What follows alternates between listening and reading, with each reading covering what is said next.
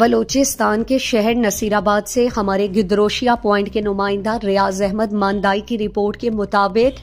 سیسا نصیر آباد کے ضلعی صدر فرمان علی مکسی کی قیادت میں ریلی نکالی گئی اور مظاہرہ کیا گیا۔ ریلی میں سیسا نصیر آباد کے ڈویژنل چیئرمین علی احمد ماندائی، ضلعی آرگنائزر سیسا نصیر آباد عبدالبصیر بھٹو، سیسا حقیقی کے ضلعی چیئرمین عبدالغفار عابد، ڈویژنل صدر جی ٹی اے آئینی عبدالمجید بنگلزئی، ضلعی صدر جی ٹی اے آئینی میر احمد گرانی سمیت سیسا ممبران عزیز احمد مستوئی، عبدالکبیر ابڑو سمیت اساتذہ کرام نے شرکت کی اور اپنے مطالبات کے حق تک احتجاجی تحریک جاری رکھنے کا اعلان کیا اور عزم کا ارادہ کیا کہ اس احتجاجی تحریک کو مرحلہ وائز نصیر آباد ڈویژن میں وسیع کر کے پورے بلوچستان تک پھیلایا جائے گا۔ Deputy D O 74 Abdul Wahid Soomro کا تبادلہ فی الفور کینسل کرانے کا مطالبہ کیا گیا۔